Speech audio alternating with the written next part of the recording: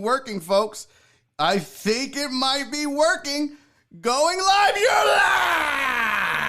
live. Yeah, now YouTube is live. The fuck are we doing, YouTube?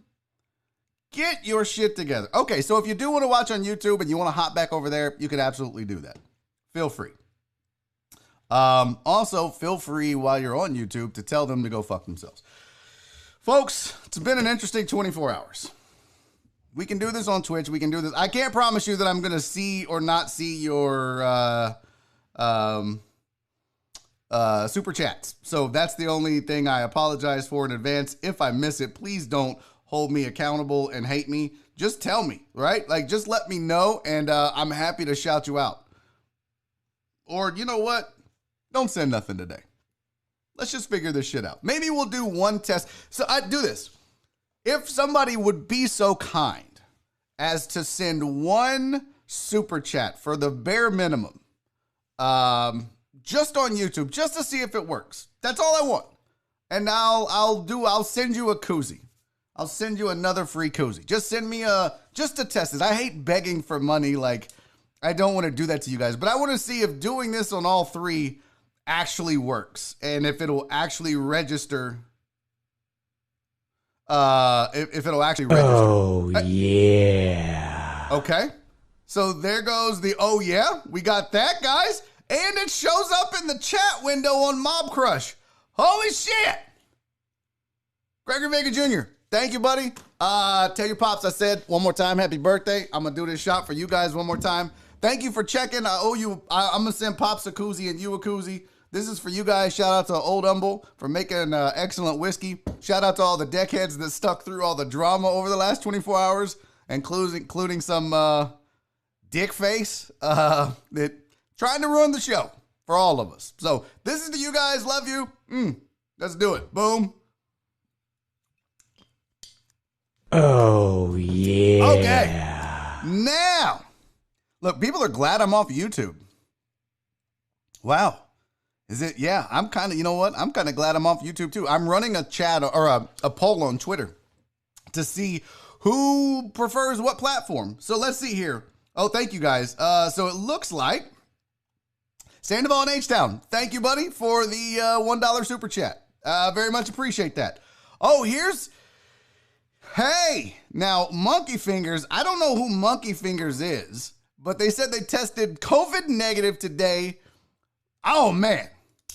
I'm very excited for you. That's the worst feeling in the world is not one, just having that shit shoved in your nose, but two, having to get tested. No fun. And thank you for the, what are they, bits on Twitch? Got my first bits. What? Daddy's got bits. Daddy's got bits. Those are bitch tits. Yeah. No, those are, thank you though. Much appreciated, Monkey Fingers. And I'm happy you're COVID free. Cowboy fam, thank you for the super chat. He said, I'm making a video for the deckheads this week. Yeah, see? This is what we do. We coordinate together. I reached out to Cowboy fam and said, bro, you're doing YouTube videos. Make me one for a break. Make me a 5-minute break video that showcases what you can do so the deckheads can see it. So he's working on it. It's going to be great. Total Dallas, I'm live on all three. You are the fucking man, Total Dallas. Good. Thank you, buddy. Much appreciated. Thank you for the super chat. You are the man. Oh, check this out. Now, see, that's the only thing is I can't put these on the screen. That's the only thing I don't like about this. I could put the chat on screen with Ecamm Live, but I can't do that any other way. So I can't showcase it. But Chris Davis said, I'm watching Barry on Deck on screen and NBA TV on another. Sports is back. Oh, I'm so fucking excited about this. We got plenty of sports to get to, by the way. AR Platinum says he's biased when it comes to which platform he would watch. Yep. I get it, buddy. Twitch is lagging behind YouTube. Really? YouTube wouldn't start for like 5 fucking minutes. Oh, that's interesting. Yeah. What else? Let's see here. Let's see. I'm on Twitch and YouTube. Twitch is way better. I cannot wait to see the drive. What? Terrence, no thumbs down. Ha ha! Thank you, buddy. Thank you, Terrence. Yeah, thank you for the super chat. Very nice of you. And fuck Mr. Thumbs Down. We're going to talk about that for a second. We're not going to spend a lot of time on it, okay? We're not going to dwell on it, but we are going to discuss it because it's part of part of this show, right? It's part of what we have to do. Look at House. Thank you, buddy. He said, I have YouTube in the background doubling those views. Thank you, man. Thank you so much. You guys are the fucking best. I swear to God. It's unbelievable. Okay. Now, goddamn it, you guys, hold on a minute. Hold on a minute. I see the happy birthday wishes. Hold on a goddamn minute. I'm getting to it. We have not one, not two. But wait, there's more. We have 3 birthdays today. 3 deckheads were born on July 22nd. Now, I'm sure all at different, Eastsider, I see you. He said testing, I see you. Okay. Happy birthday to Dan Davis. Happy birthday, my friend. I hope you have a fantabulous day, Dan. I hope that you kick today's ass, and I hope you get a hand job. I don't know why I feel like that would be important. Happy birthday to Clarence Marshall. Big Boss Clarence. Hey, guys, what's up? Longtime suspect, longtime deckhead. Play Warzone with him a lot. Happy birthday, Clarence. I hope you get a win in Warzone and Roadhead. I don't know. I'm just wishing things. I'm wishing sexual favors for you guys. So happy birthday, Dan. Happy birthday, Clarence. And happy birthday to Rach. Happy birthday, Rachel. It is Rachel's birthday as well. She is one of the many female deckheads who have been so amazing in so many different ways, including when my window got shot out. She stepped up big. I just fucking love you guys. And I hope you guys, and Rach, I hope you have the best birthday ever. I won't hope any sexual favors for you because that would be awkward and inappropriate. What I'm going to hope is that you have an amazing day and that things turn around for you. Because I know it hasn't been great, but I hope things turn around for you. So, happy birthday to all 3 of those deckheads, man. Hope you all have a wonderful day. And thank you for being here and thank you for being deckheads. Very much appreciated. Hey, Jeremy Vinegar. Look at Jeremy. He said he donated 100 bits. Seems good 100. I don't know what the bits do or what they're for or how they work, but thank you for the bits. Thank you for the bitch tits. I don't know what they are. I don't know what those are. Can someone explain to me in the chat what bits are? Because I have no idea. I'm old, okay? I don't know how the Twitches work. I'm on it. Don't know how it fucking works. So there you go. Chris Householder sent the Venmo. Thank you, buddy. He said, streaming everywhere. Let's go. $5 Venmo. Thank you, man. That's the beautiful thing. Just, I give Uncle Sam his cut, and then the rest goes back to the show. So thank you, guys. Oh, no shit. $1 equals 100 bits. Oh, shit. Okay. Now I know. I don't even know. Here's the only thing, and this is a good thing. This is a great thing. I don't know how many people are watching right now. I don't know how many people are watching on Twitch. I don't know how many people are watching on YouTube. I don't know how many people are watching on Facebook. It doesn't look like many are on Facebook. It started at first, and then I'm not sure if it died out or not. Let me pull up the web browser. I'm sorry. I know this show there's not a lot of content right now, but we're figuring this out, guys. We just had a monumental shift in how we're doing this show. So I'm trying to figure that out. Is anyone left on Facebook? Is there anyone watching right now? Could you just put a chat out? I see we're live. It still shows up as live. Oh, well, just got an alert. See, I turned it on so I would know because I don't get the, oh yeah. That doesn't happen on Venmo.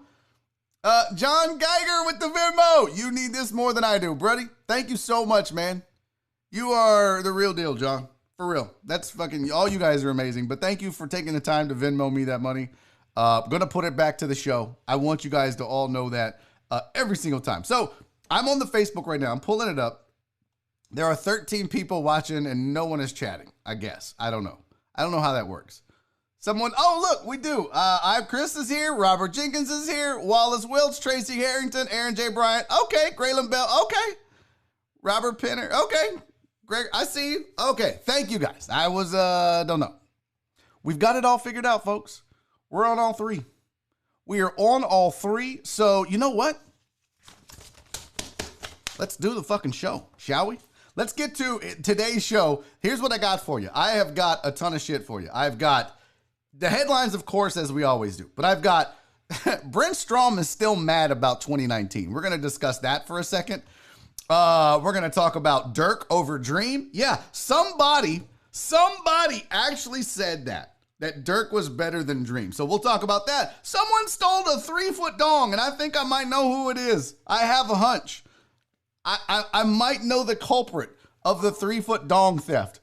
And that's hour number 1. Hour number 2, joining me on the show, the Kraken, Juan Adams, former UFC heavyweight, still doing his thing in the world of MMA, represented Houston to the fullest while he spent time in the UFC, kind enough to take time out of his training to join me on the show today. So we'll talk to Juan. Not only is Juan a professional MMA fighter who spent time in the UFC, the best of the best, I might add.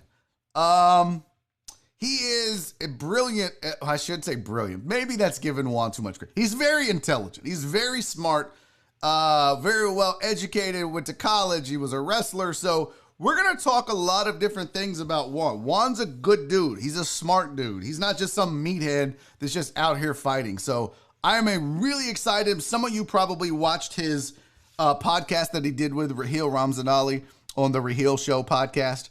And it was really good. And it was right at around the time that the George Floyd murder occurred. Juan was on shortly afterwards talking about social justice in this country and change, and very poignant, very good. So I'm excited to have him on, Barry on deck right now. Let me check. I'm trying to check the chat a little bit more.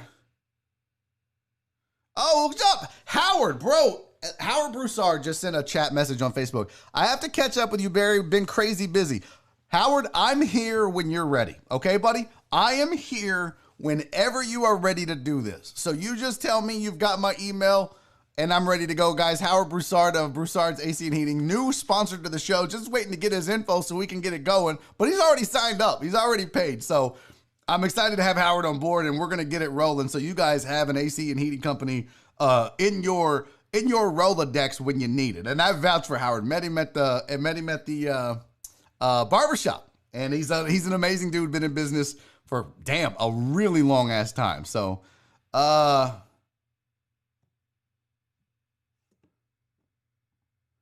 oh yeah, that is the John Geiger, huh? That's the John Geiger. Okay, let's discuss this for a second. So last night on Twitter, John Geiger, Johnngeiger, said, came out and basically just said that he's the one that reported the channel, and he's basically just been the one that's, I guess, thumbs downing the show every day. And it just dawned on me that was the name, because let me tell you how little I'm invested in this dude.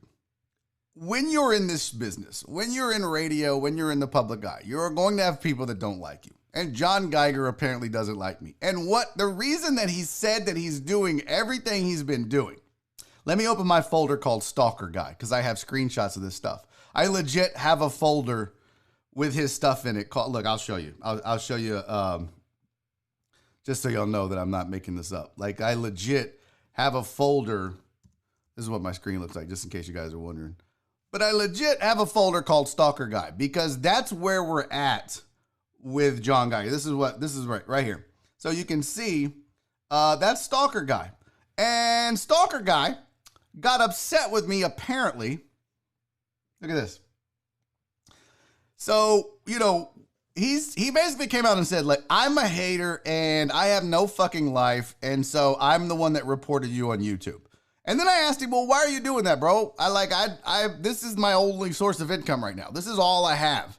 And you're trying to ruin that for me and all the people that enjoy this show. Why would you do that? And do you know what his response was? Look at this petty cunt. Look what this petty cunt said. He said, you blocked my number before you became unemployed. Yeah. So this guy's trying to ruin my sole source of income and a show that we've all created together. This guy, John Geiger on Twitter, trying to ruin this show because I blocked his number on the text line at ESPN. What kind of a sad cunt would do something like that? And if you don't like that word, I'm sorry. I never use it, but it's appropriate here. So this, by the way, can I just point out his kids don't look like him at all. Like, I would have that checked, John. You're probably raising someone else's kids, as Chris Householder said. I'm just saying. They don't look like you at all, John. But I finally had to block the guy. Now, I had him muted for a very long time. And I don't normally block people on Twitter unless you correct my spelling. So even though this guy hated me and he was dogging me every day, I just muted him. I was like, you know, if he wants to consume the content and be a dick, I'll just let him consume the content. I don't give a fuck about bantering back and forth with this dumb fuck. But then he corrected my spelling. And I had made a post and I asked him how bad I heard his puss. And he corrected my spelling. And that is what got John Geiger blocked. Not being a dick, not trying to ruin this show, not trying to get this show canceled for me and you and everybody else that watches and likes what we do here. I blocked him because he corrected my spelling. And in case you're wondering, I just zoomed in for you. This is what the guy looks like. Definitely a tiki torch and some khakis away from an alt-right rally. I mean, let's be real. So, there's your guy. This is the guy trying to bring down the show. This is the guy trying to ruin this show.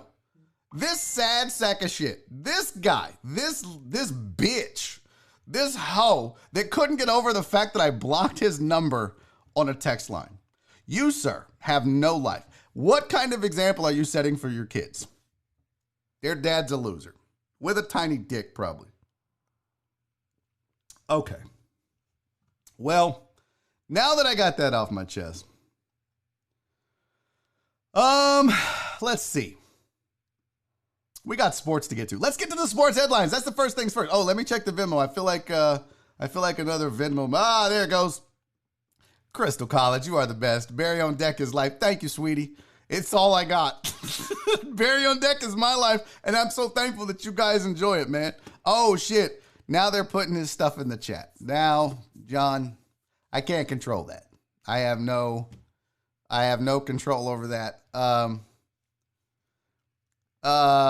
don't know how to pronounce this name. How do you pronounce Xecir? Ciceri? I don't know how to pronounce your name. I apologize. But they said don't get banned on chat or Twitch. They can be picky. Well, fuck Twitch too. If they're picky, you know what? I'll just do this. I got BarryOnDeck.com. We can just fucking go there, okay? I don't give a shit if it's 80 of us. I'll do this show every goddamn day for 80 people. I'm not after huge numbers right now. I just want to make fun content and have people consume it. So fuck this. Okay. Let's get back to it. Let's talk some sports because we've given that dude enough of our time. Where's my headlines? Okay, in the headlines today, Westbrook cleared for COVID-19 protocol. So he's back. He's thankful to be back.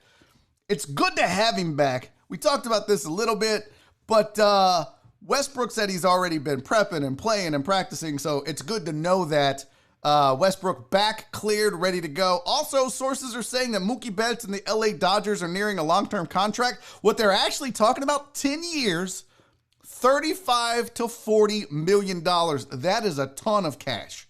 That is an absolute mint, and I think he's worth it. I mean, you talk about Mookie Betts, one of the best players in baseball. He's not Mike Trout, but damn it, he's close. He can.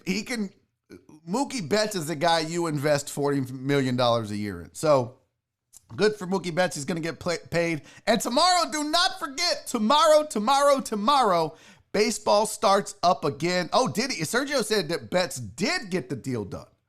Oh, fantastic. Good for him. So the deal is done. 10 years. Do we know the numbers? I can Google that at the break, but I'm guessing it was in the neighborhood of 35 to 40 million. And yes, once again, baseball starts tomorrow. And in case you're wondering, that's why I'm wearing the Astros gear. Third day in a row with an Astros shirt. You've probably seen some of these recently, but look, I only have so many Astros shirts. So all week I'm rocking Astros gear in support of the team. Funny, I saw an article about the Astros and their chances of winning, and pretty significant.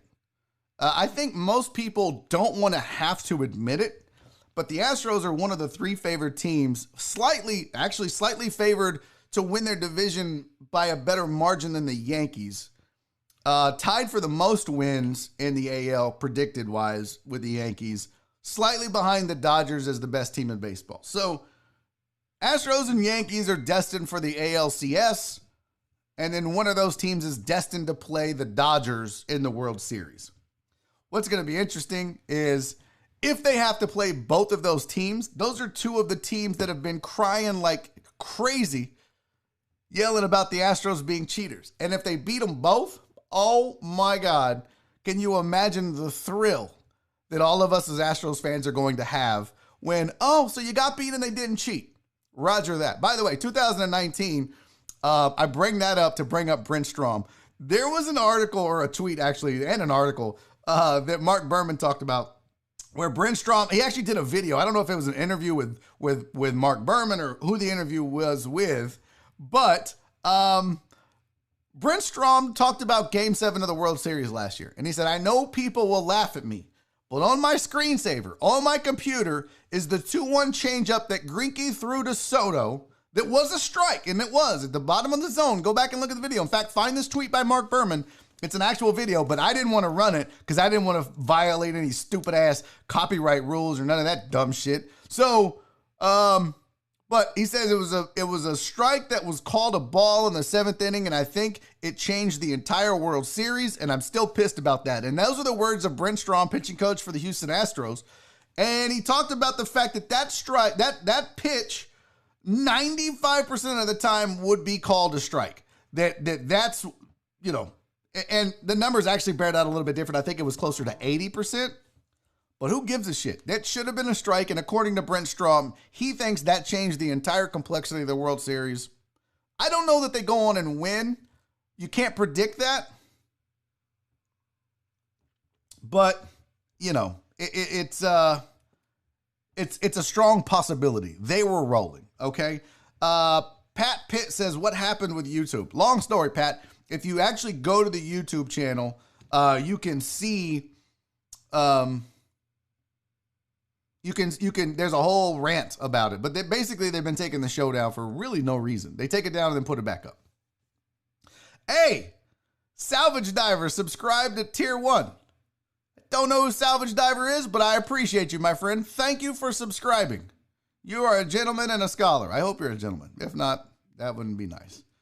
Strawman, he can never be allowed to work other than the Astros. Totally agree, Zoe. Totally agree. Now, here's the crazy thing about this whole Brent Strom thing, right?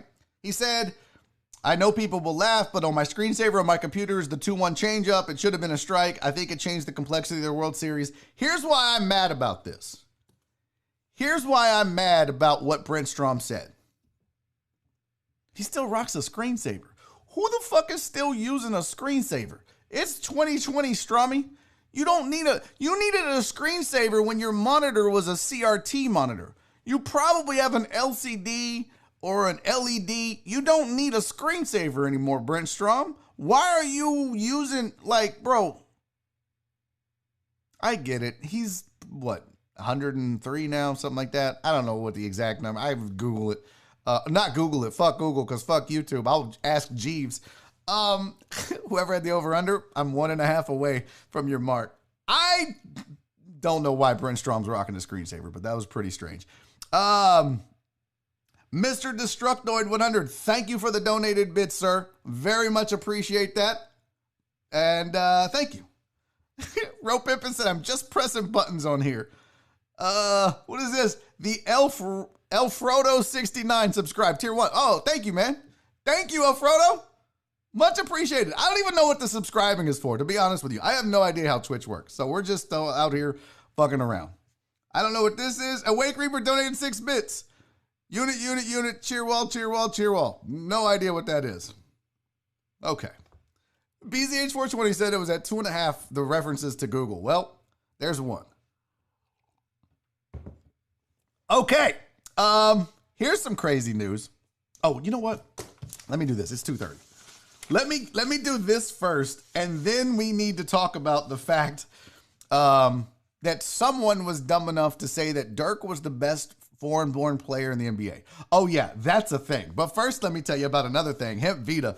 If you guys aren't using CBD and you suffer from things like inflammation, or you need pain relief in your joints and your muscles, maybe you have insomnia or anxiety, maybe you suffer from seizures, maybe you just need to relax more or sleep better, maybe you have a pet that has anxiety or freaks out when it thunders or lightning or there's fireworks being popped in the neighborhood. These are all things that CBD has been known to help with and give you assistance with. And listen, Hemp Vita has some of the best CBD on the market. Their cannabinoids are organically grown in the U.S. No THC, so you're not going to get popped for, drug tests at work. They provide all natural wellness products for you and your pets. I encourage you to try CBD if you haven't already. And if you are using CBD, I encourage you to check out hempvitacbd.com. You can save 15% on your order. All you have to do is put in promo code DECKHEAD. And listen, don't take my word for it. No matter what chat you're in, I bet you somebody in that chat that watches this show on a regular basis can vouch for the fact that Hemp Vita CBD gummies will make you go night-night. No doubt. And I use them. When I can't sleep, it's Hemp Vita CBD gummies for me. So check them out. Brandon Martinez said the gel is amazing. My wife used the gel. I'm telling you guys, get on this Hemp Vita CBD.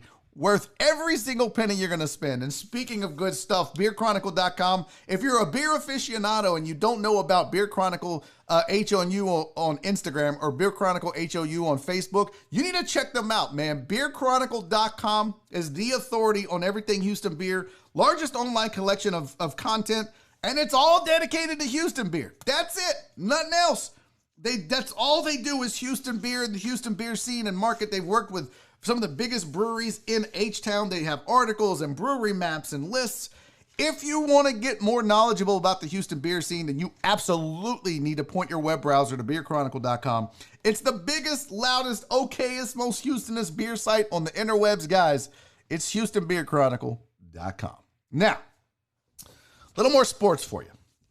Let's discuss the fact that somebody, somewhere, felt like Dirk Nowitzki, whatever. Dirk was the greatest foreign-born NBA player of all time. Better than Olajuwon. And to that person, I say, you can go to hell, sir and or ma'am. So this is the list, okay? This was done by, I don't know, ESPN or somebody like that. This is the list. Number 10 on the list of foreign-born players, the best in the NBA ever, Mutombo. 9, Ginobili. 8, Tony Parker. 7, Paul Gasol. 6, Giannis Antetokounmpo. Got to move him up. 5, Steve Nash. 4, Wilkins. 3, Ewing. 2, Olajuwon. And 1, Nowitzki. I'm going to go right now and tell you Giannis ahead of Nash and probably Wilkins. My top 5 would be Dream, Nowitzki, Ewing, Giannis, and then Wilkins. That's just how I would do it. Bro pimping, what's a Ginobili? Christie thinks Ginobili's low on the list. I don't know. I mean, outside of the Euro step and flopping, I'm not a big Ginobili guy. I'm not saying he's not great. I'm not saying he doesn't belong in the top 10. But you're going to put Ginobili ahead of Paul Gasol? You're going to put him ahead of Tony Parker? I mean, I don't know. I definitely know this. There's no reason anyone should be ahead of Hakeem Olajuwon. In the article, they even talked about the fact that most people, when they talk about the era that Dream played in, he would have had more championships if it wasn't for Michael Jordan. And this article also said, and this is a great point, and I haven't heard this point made, but it's valid and it's great, and I agree with it.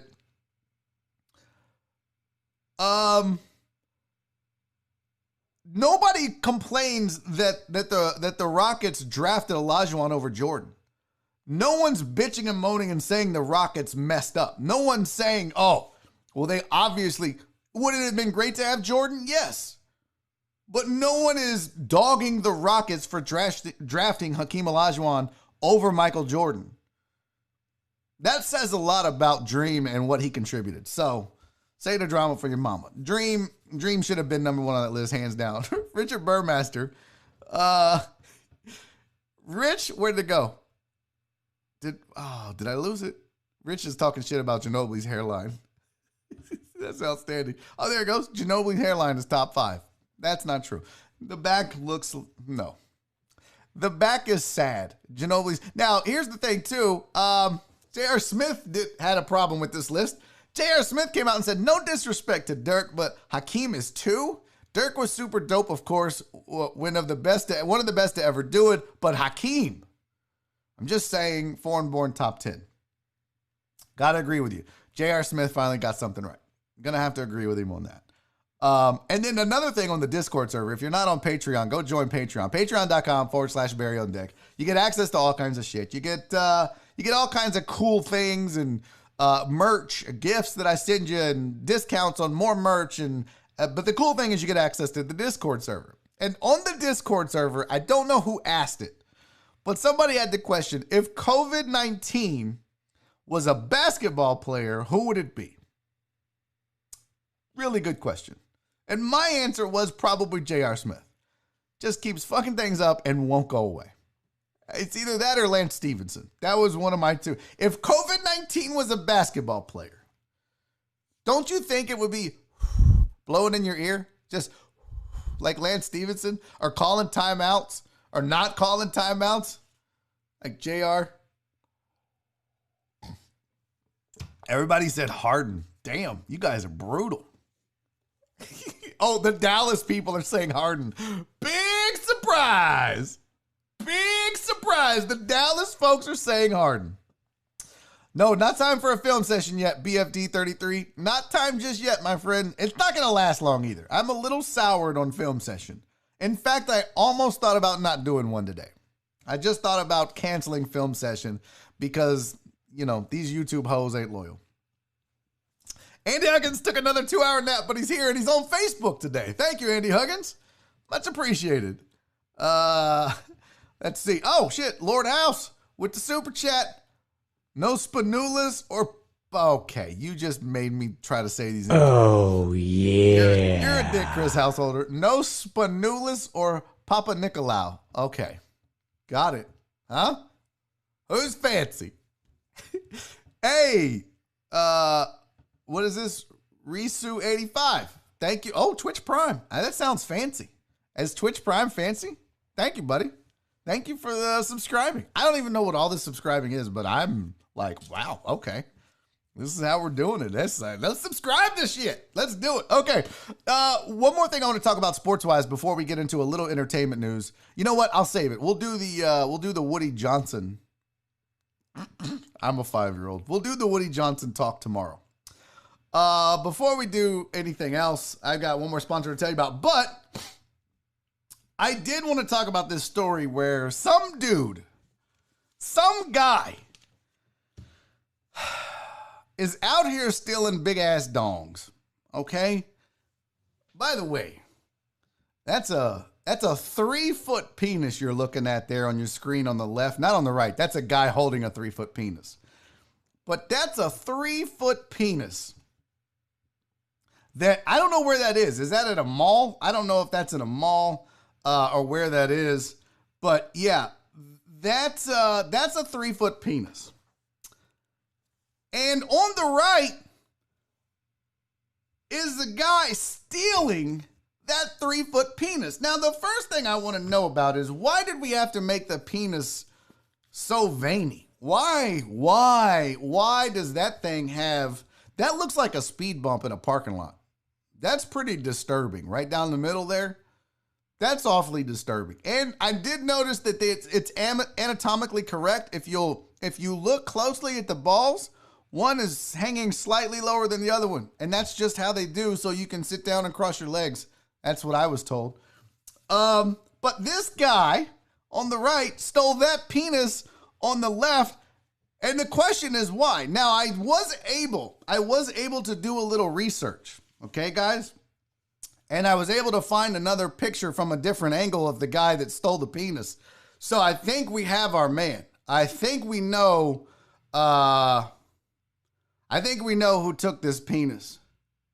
I do. I think we know why. Got him. He's here. We have the culprit. Someone call the police. We have a suspect. We know who it is now. So, here you go. Pinky up, bitches. Pinky up.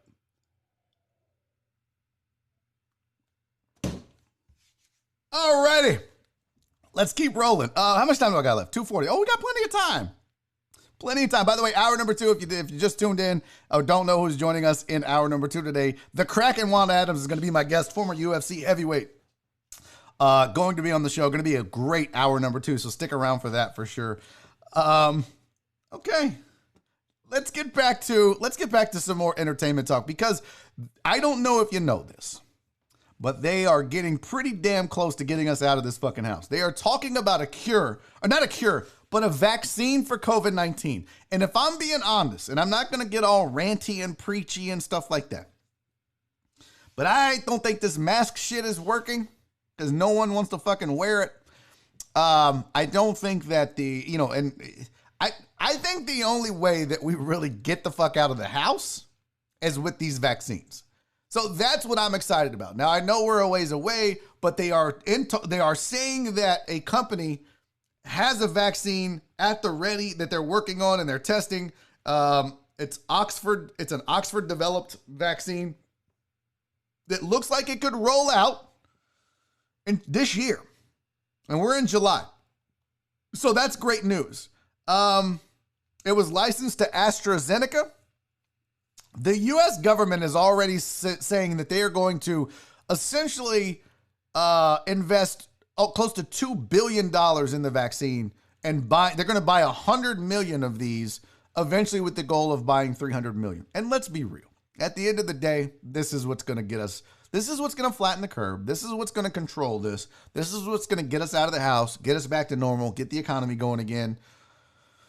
I'm glad to see this because I am going insane in this house. But to me, this is what it's going to take. Masks are great. All that other shit is great. But it's good to see somebody finally is working on a vaccine. This is what we've been needing. So fingers crossed that it works. I have a tip for you guys. By the way, I just saw this chat. I was trying to catch up on the chat.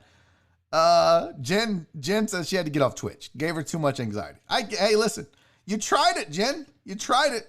I wonder what the poll that I put up. I wonder if people have already voted on the poll. Which platform are you guys liking right now? We do have Facebook, folks. We got Twitter, folks. We got YouTube, folks. I don't know the numbers across the board. I guess I could extrapolate and do all those big number things. But let's just let me take a look here. What does my poll look like? All right. Maybe it was inappropriate. Ooh, 100 votes already. I put it up right when the show started. We got 100 votes. 43% YouTube, 41% Twitch. Oof. That's going to be close. That's going to be, Facebook is far behind. Facebook, I should just probably say fuck it, not do Facebook. My nose itches again. Must be somebody talking shit about me or reporting me to YouTube. Okay, back to the entertainment stuff. I'm gonna help you save your marriage. Here's the best. Okay, this is tried and true. Actually, it's not. I just found this on the interwebs and thought it was interesting because I can't believe you would have to be told. You would have to be told to do some of these things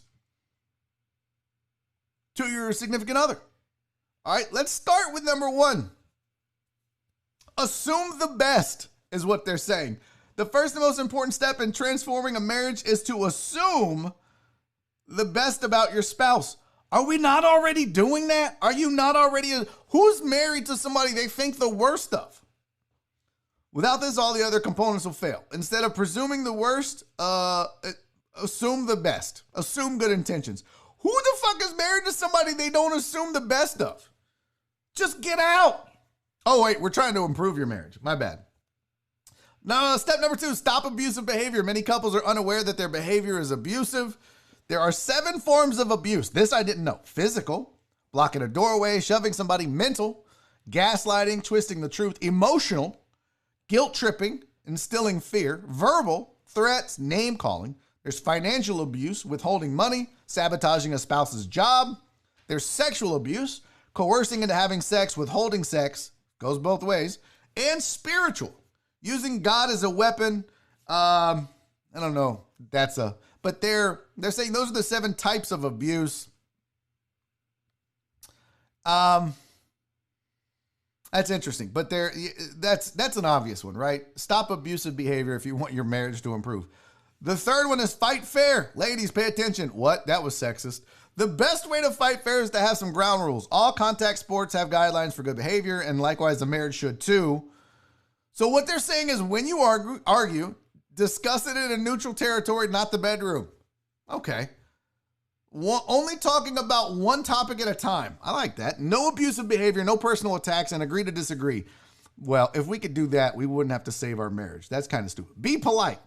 Not if you're fighting. I'm going to disagree with that. If you're fighting, Richard Burmaster, I don't know if he's still on or still watching. Richard Burmaster and I have this discussion all the time. In a marriage, it's not about who's right. It's not always who's right that wins the argument. It's who's loudest. So don't worry about being polite. Just be loud. Oh, wait, we're trying to improve the marriage. Refuse to rehash. In other words, don't hold a grudge. Don't go back. Okay. Reserve 1 hour per week. Schedule 1 hour per week to spend time talking together without phones and kids or anything else. This can be done at home, out to eat, on a walk. The conversation rules are simple. No talking about the kids. No talking about schedules, work, or family members. Engage in a discussion about vacation plans or an agreed upon household project, a common interest in sports, politics, the environment, whatever it is you guys have in common, talk about that. Man, you crazy.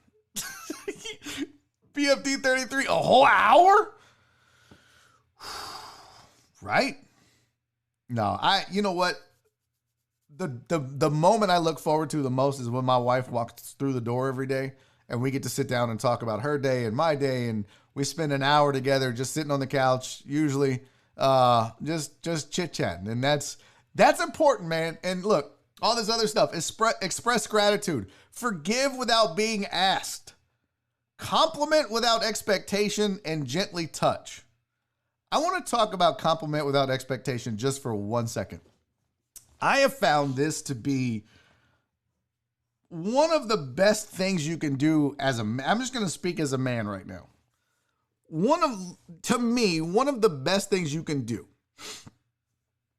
in a relationship with a woman, married, dating, whatever it is, whatever weird shit you do. My best advice I would give you about making your woman feel special, feel loved, feel happy is compliment them when they don't expect it. I can't tell you how far I think that goes with a woman when you are just talking, just hanging out. I mean, me and my wife will be out, whatever. But at some point randomly, every day, just look at your wife, look at your girlfriend and just go, God, you're beautiful. That goes so far. Now, you have to mean it. You can't be like, this ugly bitch. Hey, you're kind of cute. Like, you have to mean it. But I think my wife is the most beautiful person on earth. And so I want her to know that I think that. I want her to know that I do that, that I think that way. So do it randomly. Don't be like when they're all dressed up and you're going out on a date. Yeah, you're supposed to tell them they look pretty then. But just randomly. Driving. If you're driving around, let's say you're driving to, I don't know, you're headed to Trader's Village. On the way, just look over at her. Just look over at her like this. You're driving, because, chicks usually make us drive. You're driving, just look over and be like, damn, woman, you are beautiful. I love you so much. That's it. Bro, you're going to get the best sex that day ever. Now, Chris Reyes has a good point. What if she ain't beautiful? You're a dick, Chris. It doesn't matter. Just make them feel good, bro. It goes so far. All you have to do, that's it. Just compliment them. You're an asshole, Chris. I feel sorry for your wife or husband or whatever. I'm not judging.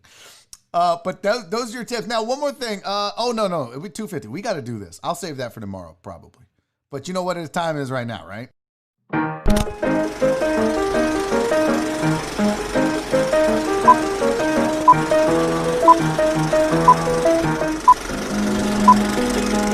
now it's time for a film session. We're going to try it. We'll see how this shit goes, I guess. We're going to see if we stay on the air with this. It's a short one. I forget. I think Aaron sent this to me on Twitter. Let me pull up my Twitter real quick. I think it was Aaron Bryant that sent it to me. No, I'm sorry. The New Dynamo sent me this on Twitter. The New Dynamo on Twitter sent me this. And it's worthy of a quick, succinct breakdown. Here you go. Here's your film session for the day.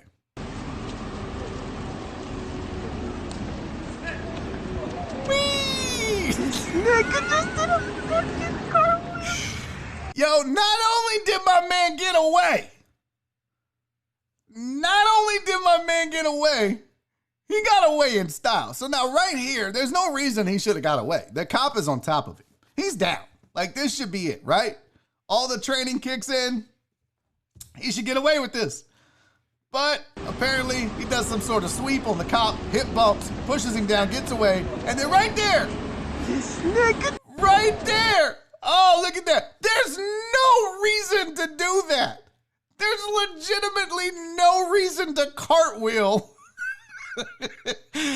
because you got away from the cops. You literally just slowed yourself down. Look, the cop's trying to pick his stuff up or her stuff. I can't really tell. And then the other cop tries to grab him, but I don't know why he hesitates. But I don't know what this is either. He's so proud of himself. He's like, what's up? I did it. I got away and the cartwheel, bitches. What's up? Listen to the guy doing the video.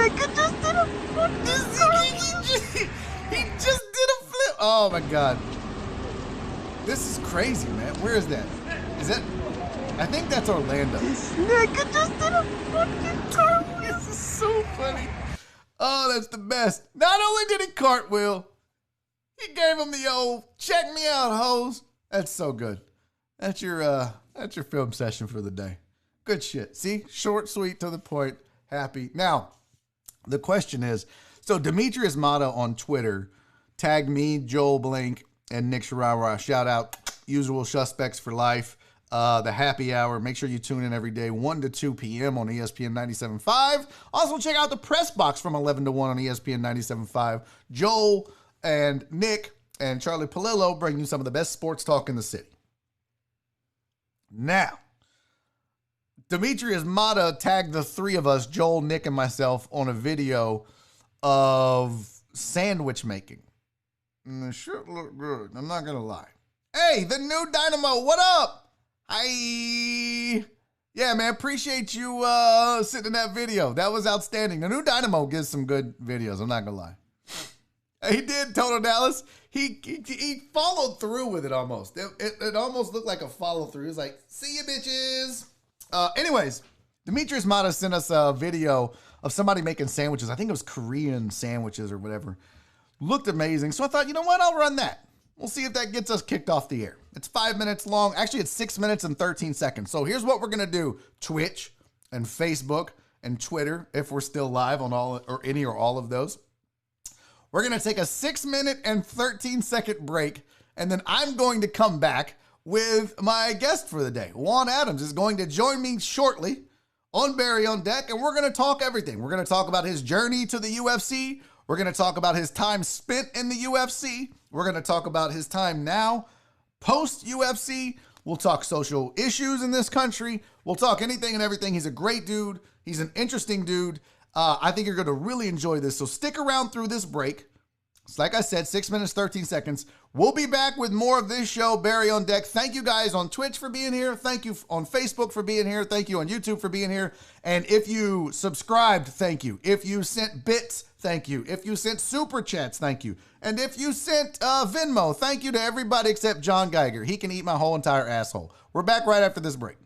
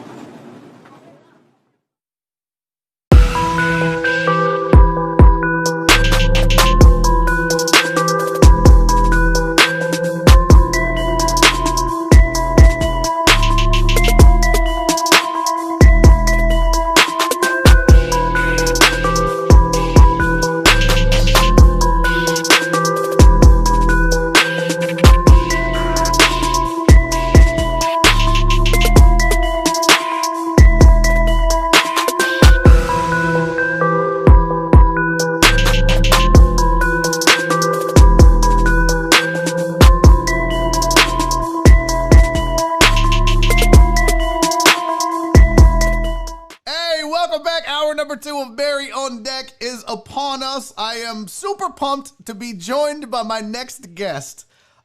This dude is a story that you all need to hear and know about if you don't already. He is a Houston native. He's the Kraken, former UFC heavyweight. The man, the myth, the legend, Juan Adams, joining me right now on the show. Juan, what's up, buddy? How are you, man? I'm good, man. I'm actually sitting atop what Coach Jackson calls the Hill of Tears. I came out to hike the mountain because, being cooped up in your room all day isn't the move. What is the Hill of Tears exactly? I can actually show you guys. Oh, yeah. Yeah, it's a super steep thing that we have to run when we're in fight camp, obviously. So I'm walking right now. Hold on, sorry. No, all good. I want to see this shit. Yeah, so we're coming over here now. Now, for those that don't know why you're getting there, I'm going to explain to everybody. You are actually in New Mexico training at Jackson Winklejohn MMA, one of the most prestigious MMA gyms in the world. Everyone knows if you want to get better, you go see Greg Jackson and you go see Jackson Winklejohn. And that's where you're at currently, correct? Yeah, so this is the hill right here. Yeah, so you see all the way down there where there's like that really big tree and the boulder. Yeah, that's where we start from, and we sprint up all the way up to where I'm at now. Oh, that's and then we usually like shocks or something up here. But it's designed for you not to be able to finish the sprint, so it's pretty tough. How many of those are you do as part of your work? Because that's not your only workout, but how many do you have to do as part of your workout routine? So we actually have to run to the hill about a mile, maybe a mile and a quarter, and then we do anywhere from 3 to 5, sometimes 10. The most I've ever done is 4, so it's so they want you to do 5 it's pretty to 10. hard. You're like, bitch, I'm on 4. That you get what you get. Okay, I'm a heavyweight. Yeah. We're not supposed to be able to run like that as heavyweights. Yeah, the big guy groups usually lets us stop at 3, but sometimes he wants us to push it a little bit more. So it's pretty intense. How has it been there moving to New Mexico and training there as opposed to in Houston? How are you enjoying it? Is it obviously it's a different environment completely? You're around some of the best MMA fighters in the world. But what's it like for you personally being up there and training? For me it's hard. The hardest aspect of the move was definitely first adjusting to the elevation. We're a little bit higher than Denver out here, so that was tough. But, moving from a 2-bed, 2-bathroom apartment in Houston to a studio apartment in a gym that's an adjustment for anyone. And then on top of all that, it's just the caliber of training partners that I have. So out in Houston, it's no secret. I was training anywhere from 4 to 6 hours a day. I'd wake up in the morning. I would have to drive out to Katy to get my striking in. Then I would drive back to the Heights to do my strength and conditioning. Then I had Paradigm Southwest over off of 59 near Sharpstown, and I would go over there to do a little bit of grappling, mostly sparring over there. And then I would go back out to Katy twice a week in the evenings to do my grappling work. And then sometimes other gyms, I would have to go other places to spar because it's hard to find heavyweights. But out here, I've got 6 heavyweight training partners all at the pro level or that we have one guy there that hasn't had his amateur debut yet, but he played. He got picked up by the Falcons for right out of college. So he's a high level athlete, explosive, strong, and he wrestled. He's from Ohio, so he wrestled a lot of his life too. So it's a great combination. And then we've got 2 more guys coming out here soon, and we're about to do a heavyweight camp once COVID's done with. Oh, that's great. That's badass. I mean, the fact that you have access to that many heavyweights is really important. I feel like there wasn't you had Derek Lewis here, but you guys didn't train at all, did you? No, we didn't. Derek is super particular about who he trains with, and I can understand why. It's starting to rain, so I'm about to walk back down here. But no, he didn't really. We didn't train together much. I helped him for one fight, like right when I graduated college with his wrestling. Uh-huh. Um, and he ended up knocking the guy out anyway, so it didn't even like it didn't Didn't even matter. matter. It didn't even matter. So no, but to answer the question, no, I haven't trained with Derek a whole lot. He's someone that I highly respect, though, and we have a very cordial relationship. His coach, Crew Bob, and all the guys over at Main Street Boxing and Muay Thai have always been super cool to me. So, um, it's something. Eventually, maybe one day I'd like to train with them, but it just never played out while Yeah. I was in Houston. Well, that happens, right? Like, I mean, when you have guys that are competing and it's the possibility existed that at one point you guys may have to face each other. And so you don't want to necessarily give away all your secrets in training just to help one guy or have one guy help you. So I understand in that way, but boy, it sure does. They say iron sharpens iron in the MMA business. And oh yeah, for sure. And I'll be honest, and I talked with Crew Bob about this. He and I are really good friends, and I've always said, it's no secret Derek could get better at wrestling and better on the ground, and having a guy like yourself helping him with his wrestling would be great, and having him help you with striking would be great. But you know what? It doesn't matter at the end of the day, right? It's an individual sport. Right. It's a solo sport, and you can get work done. I mean, hell, who was it that just did an entire training camp over Zoom? Was it the Hawaiian kid that just won 251? He was it Max Holloway? Yeah. Oh, he actually. Well, I mean, it was a split decision loss, but that's right. Yeah, he did. He did his whole thing over Zoom, and a lot of fighters are doing that right now. Really? Obviously, but yeah. I mean, because the top guys, you want to do something even during a pandemic, right? So you got to make the adjustments. For us, we chilled for maybe 3 weeks out here, and then once we realized that it was going to last longer than the 3 weeks, we all started making other adjustments. We adjusted our diets. We found ways to get in the gym. And our gym has been open the last month, and it's recently closed back down until everyone gets tested for COVID again. That's how we do it after everyone has a fight. But, the top people, they're finding ways to work, and they're finding ways to get something done and not just using it as a time to relax. I mean, because when it does end, which it eventually will, you're going to see the difference between people that took it as a vacation and people that actually were out there getting better. Yeah, that is interesting because, some gyms are fully open, some gyms are taking it serious, but as a fighter, it's kind of like you don't really have a choice. You have to train. That's your job. You have to stay sharp. You can't just take 3 months off and not do anything if you expect to get a fight, at some point. So I don't envy the position that fighters are in for sure. I think that at some point you guys, now how often, I should say, how often are you guys actually getting in the gym and sparring and rolling and wrestling and doing all those things with other people? So during like the peak of COVID, it was just like a secret meeting, and it was never more than 6 people. We would have 6-person pods, and they would meet 3 days a week. Since when they gave us the green light to fully open again, we were doing it 3 to 4 times a day. Oh wow! So that's a whole yeah. Now, but you said after each fight they shut the gym down, everybody gets tested, and then they reopen again. Yeah, so they won't allow you to work out in the gym until you show them your results, and they have a printed copy of it. So I got my test Monday morning, and I just got my results back today, and I'm clear. So that means the coaches will hold pads for me.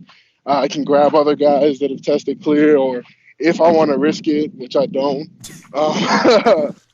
I can go roll with one of them. I'm outside right now. Luckily, I don't have to wear a mask because there's nobody out here. But, it sucks. I can't even go outside of my room now most of the time. So most of my day where I would get that necessary interaction for your, just for the sake of my own mental health. I can't do anymore. Like, can't go to my coffee shops. I can't really go chill out at the mall or anything like that. So I've been catching up on a lot of series, been binge watching a lot. Now look, don't take this the wrong way. Don't whip my ass, Juan.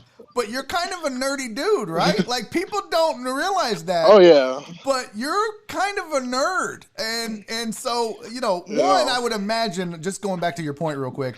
One, I would imagine that going to New Mexico, going to Albuquerque, and not being able to get out, not being able to talk with people, not being able to hang out with people, not being able to be social and interact has to be difficult. So I don't envy you in that regard, but also, like you said, there's things you want to do, there's things you want to go out and see, but you're kind of stuck just being a homebody. So tell people what it is that you watch. What are you into? What are the things that would make my nerdy self call you a nerd? Because Crystal Collins in the chat, I have a chat, by the way. We're on Twitch, YouTube, and Facebook right now. And Crystal Collins was like, "Oh, the nerd just called somebody a nerd." Yeah, well, listen, game recognized game, right? Nerd recognized exactly. Nerd. So what makes real you a recognized nerd? Real, baby. Yeah, what makes you a nerd? So one thing I caught completely up on My Hero Academia. Saw all 4 seasons of that. That's an anime. DC Legends of Tomorrow, completely caught up on. I'm catching up on season 2 of Carbon Fiber right now. I watched Watchmen, rewatched The Boys, rewatched Carnival Row, then pretty much the entire DC animated universe watched. That's been I've been trying to catch up on Marvel. I just really don't like Agents of S.H.I.E.L.D. But I started up on Cloak and Dagger, which I like a lot. Watched Black Lightning. That was a good one. And then a lot of the other stuff, I started reading some of my stuff from Forgotten Realms again. But more specifically, the Drizzt Do'Urden saga. And so I was watching a lot of theory on that stuff on YouTube and everything. All of that, none of that rang a bell with me. I have no idea all the words you just said. Literally, I'm like, put you full screen because of my face, and I know you can't see me, but I was literally like, what the fuck is Juan talking about? I don't know these words at all. Is it all anime? Is it literally just, I know DC Universe. No. Yeah, the DC Universe I was watching. No, most of the other stuff was animated. Well, no, the only animated stuff was My Hero Academia and then the DC animated universe. Okay. There are live action adaptations, and more of it falls into the sci-fi fantasy world than it does the comic world. Okay. Well, that still makes it nerdy. So. Yeah, very nerdy. Very nerdy. Are there a bunch of other nerds there with you that you can at least kind of discuss when you get to the gym, or is it you pretty much on your own? Not at all. Like, it's just I'm pretty much on my own. Like, I forced a couple guys. Yeah, one guy, like, since a lot of guys live in the dorm compartment and I have one of the studio apartments, they call my room the lounge. So basically I let guys come in, smoke their hookah, they smoke weed or whatever, but downside is you got to watch what I'm watching. So, And that could literally be anything at this point, right? Yeah, it could be anything. I mean, it's bad, man. I'm too bored for my own good out here. I actually started talking to a new chick, and like within a week, she was ran off like, "You just text me too much." I'm like, "Can't do shit. They won't let me work out." Like, yeah. That's funny, dude. You ran a chick off because you texted her too much. Imagine that. A chick thought man. you talked too much, huh? I know, right? It's crazy, but it is what it is, you know. As Max Holloway likes to say, it is what it is. I'm like, but no, I got a pet fish also. That was one of my better investments during this time. What kind of fish is it? It's a glowing beta. His name is Wuhan, after the origination point of the virus. Yeah, nice. Yeah, and I got him as a joke because I was like, "Oh, there's no way this little bastard's gonna last." But that little fucker's made it like 3 months now. So so now you own a fish you gotta take care of, bro. Let me tell you, I had a fish named Chopper, And I had never owned a fish in my life. And I was like, hey, I'm going to get this fish just because fuck it. I'm going to own a fish. So I got a fish. We had 2 cats. They could not give a shit less about this fish, right? But Chopper was so cool because he would know when I would get the food out. He would come to the glass, to the edge of the tank, and like bump his head against it. Almost, you know, how like a cat will bump you when they want you to. He would do that. And I was like, yo, this fish is fucking badass, right? So I get this, you know, I've had him for 4 months and I've never cleaned the tank. And then I finally cleaned the tank, but I used Windex. Oh no. Chopper little homie didn't make it. Chopper didn't survive. I cleaned the tank, used the Windex. I come back the next day or the next morning. Chopper was floating. I killed him. So they say you have to put like a certain amount of water aside. I don't know shit about fish. Like, what the fuck? I've never owned a fish in my life. So yeah, mine I always put at least a quart of water aside for him. And I let him chill in that while I treat his water and everything. He got a nice little setup, man. I put a bunch of neon, like fake plants and stuff in there. He got a little cave he likes to chill in. And then this one chick down like in Albuquerque saw him, so she brought a gift for him to the gym. It's this little sign that says "No fishing." She brought a gift for your fish? That is so fucking crazy. Yeah, man, it's pretty dope. He's a cool little fish. I sit there and talk at to night, him, don't you? Yeah, I talk to him. The nights that I cry myself to sleep, my fish is there. He's my emotional support fish, and he's pretty dope. Are you gonna take him on planes and be like, "I'm sorry, this seat is taken. It's my emotional support fish." No, I don't want to put him through all that, especially now, like my next fight's in France. So that's like, I can't take him on that one. But if it's anywhere I can drive, the fish is coming with me. That's so great. Bro, they have people that do crazy shit like that, though. They'll have people that'll have like their... I saw one article where the lady had an emotional support peacock. You gotta be fucking kidding me. Like, you're just... That's too extreme. Okay, a fish would be pushing the envelope, I think, but a fucking peacock. Now, let me ask you this: you've been out there by yourself. I don't like him. What's that? You cut out for just a second. What'd you say? I think we're getting down out of the hills. His signal's gonna fade here for a second. Oh, we'll get him right back. Yep, poor network connection. We'll get him right back. This is the cool thing, man. So he's gonna have a signal issue, but that's okay. We'll get Juan back, whether he gets to his car or whatever. Hold on. Oh, all good, man. Take your time. Yeah, I made it. Yay, you made it back finally. We'll get him back on screen. But yeah, it's so funny. So what were you gonna ask? What's that? Hold on. I got to get to the gate real quick. I'll be there. Okay, all good. Just let me know when you're back. But the cool thing about Juan is he's a guy that doesn't, like most guys in this sport, feel the need to be like super macho, right? They feel the need to be like to put on this facade of a tough guy, and that has never been Juan's style. Now, not everybody in MMA is like that, but Juan is a different dude. Like, I'm joking with him about being nerdy, but he's a different dude. He's an intellectual type. He's an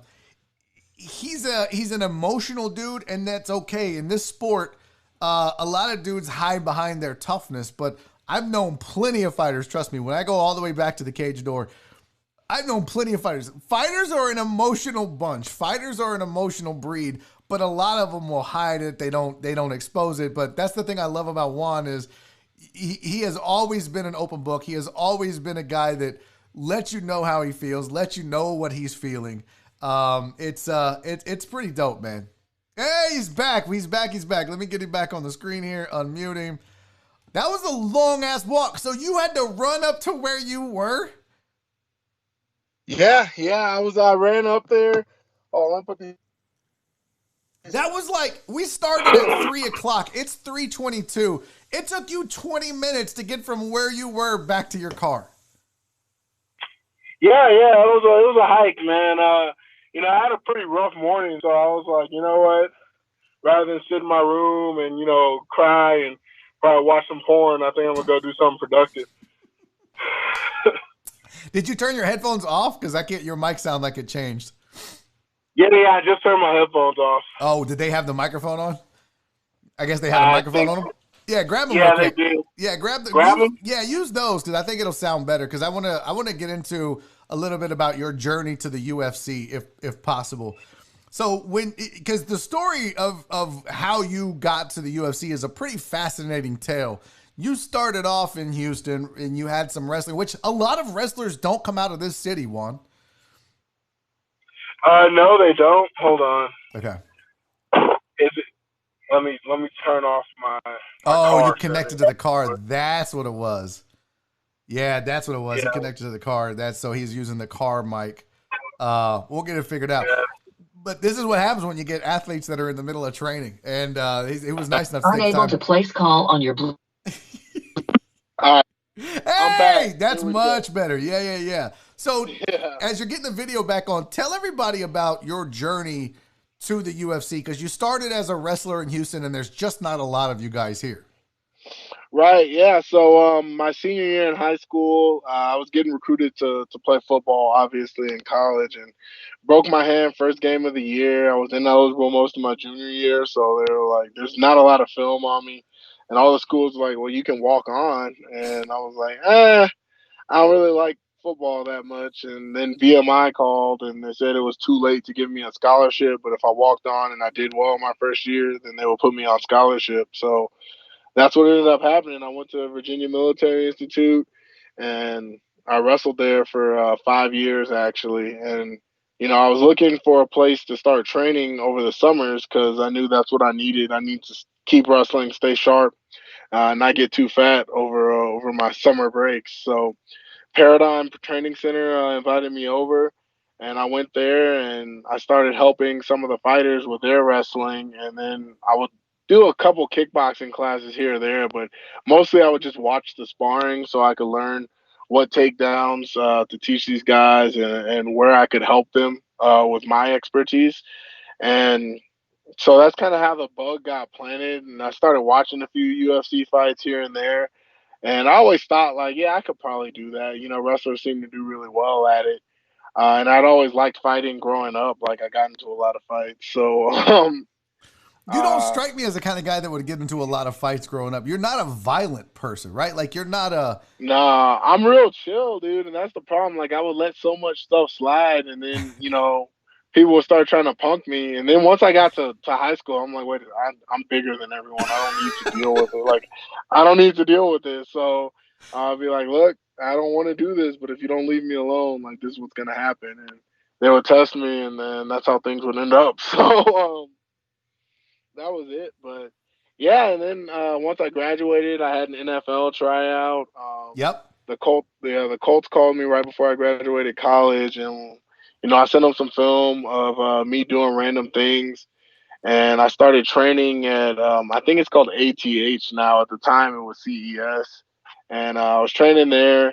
And while I was there, the Packers, I signed an agent, everything. Like we were gonna go all in on this, and then right before the tryout for the futures contract, they were just like, "Hey, I think you should take it another year." And I was like, "Nah, I don't like this stuff that much. I love working out, but it really just showed me I don't like football all that. Like I'll play Madden and I'll watch it from time to time, but I don't enjoy it." So Did you just play because you were big? Is that why? I mean, you're a big dude. Where you're like, well, I guess I got to play football.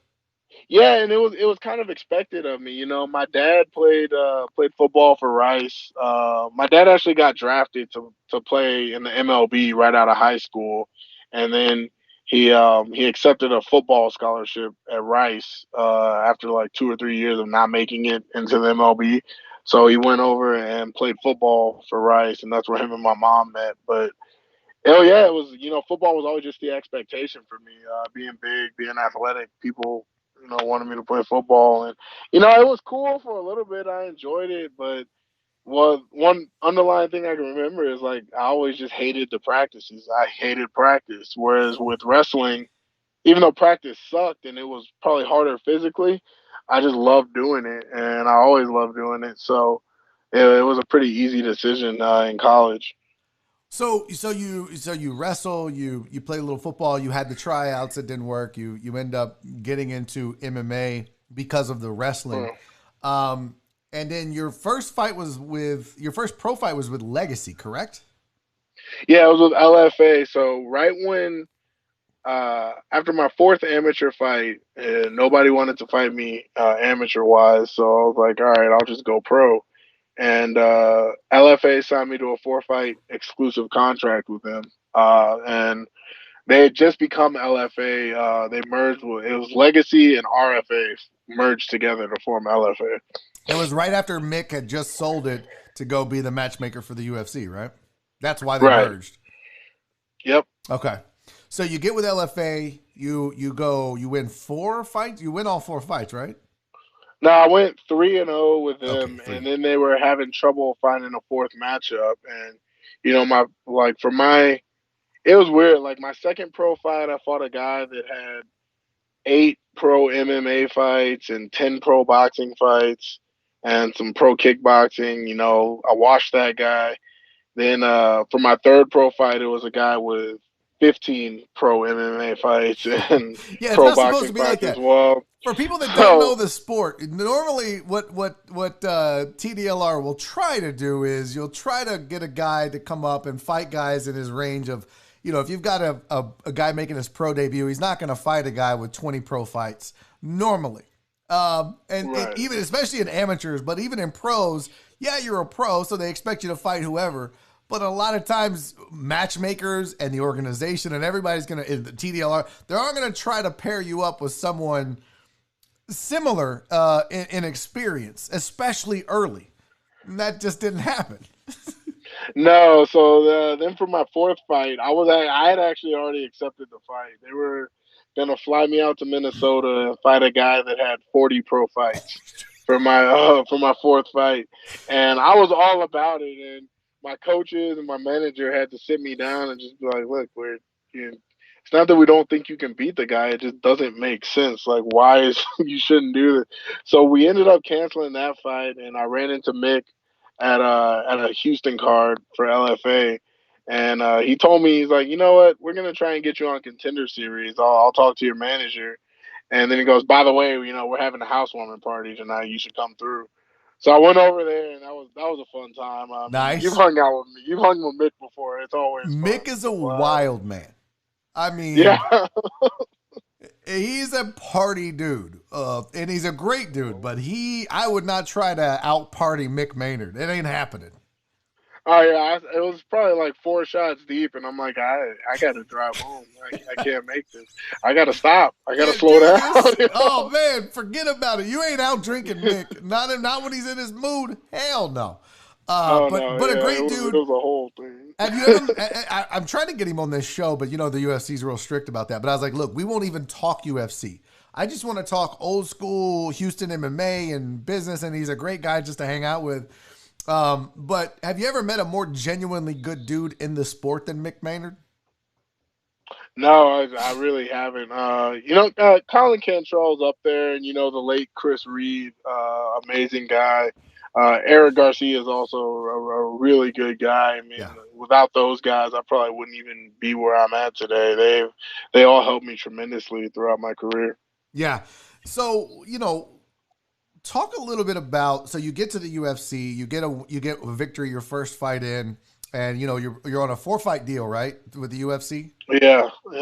So you get the first victory, and then you lose 3 in a row, and that's it. That's just how the UFC is. A lot of times when you lose 3 in a row and you're at the end of your contract, if you lose your first 3 and win your 4th one, now maybe you get an extension. If you would have reversed it, you might have been given another opportunity. But the big fight for you was the Greg Hardy fight. And I always wanted to ask you this because you called him out for what he did, his abusiveness towards women and just being a complete dirtbag. And everybody loved that. And I know you wanted to go in there and absolutely beat that dude's ass.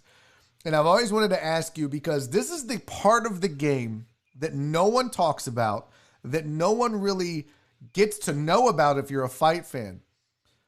Once the fight is over, especially when you have a build-up like that, everyone, looks at the winner and says, "Oh, congratulations, that's great."